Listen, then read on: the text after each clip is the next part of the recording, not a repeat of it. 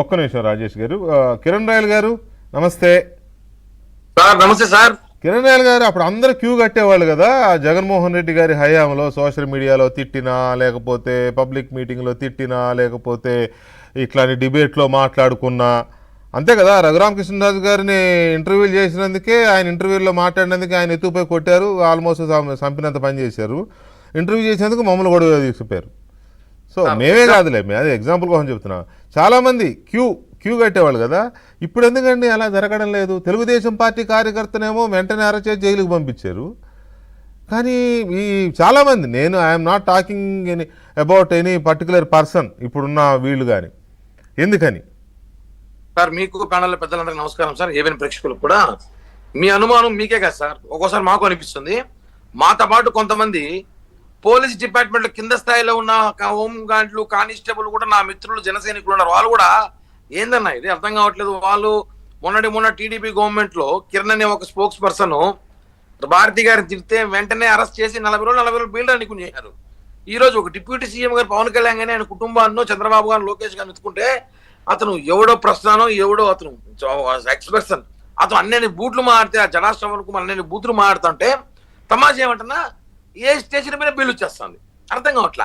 నా డౌట్ ఏమంటే, ఇప్పుడు నేను మన ఉమేష్ గారిని అడగాలి, భారతదేశంలో ఒకే చట్టం ఉంటుంది కదా సార్, లేదంటే తమిళనాడుకి ఏమైనా చట్టం సపరేట్గా ఉందా, ఆంధ్రాకి చట్టం సపరేట్గా ఉందా? డౌట్గా ఉంది సార్. ఎందుకంటే తమిళనాడులో రాధాకృష్ణ గారి ఎమ్మెల్యేని అరెస్ట్ చేశారు, దాని బెయిల్ ముందస్తు బెయిల్ ఇవ్వనన్నారు. ఇక్కడ మనకి పట్టకపోయి ఇచ్చినా బెయిల్ ఇచ్చేస్తున్నారు. అది పోలీసులు వీక్నెస్ లేకపోతే వాళ్ళ లాయర్లు స్ట్రాంగ్ అర్థం కావట్లేదు నాకు.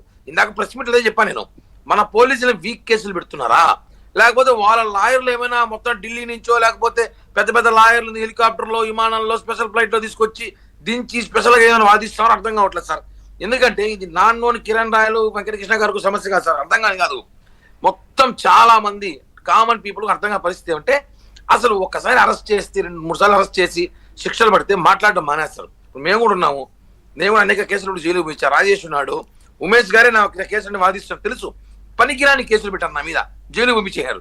పనికిరాని కేసులు పెట్టినారు అంటే, ఇప్పుడు బలమైన కేసులు, ఎవిడెన్స్ ఉన్న కేసులు పెడితే కూడా ఏమైనా మ్యాజిక్ ఏమైనా చేస్తున్నాడా? జగన్ ఏమైనా జీసస్ దగ్గర కూర్చొని స్టేషన్ పోతేనే వాళ్ళు వెంటనే బయట వచ్చేటట్టు ఏమైనా మంత్రం చేస్తానని చెప్తే మేము కూడా నేర్చుకుంటాం సార్. ఎందుకంటే అర్థం కాక చచ్చిపోతున్నాం, అసలు ఏం ప్రభుత్వంలో ఉన్నా ఏం జరుగుతుంది అనేసి. వేరే రాష్ట్రంలో ఒక చట్టమా, మన రాష్ట్రంలో ఒక చట్టమా?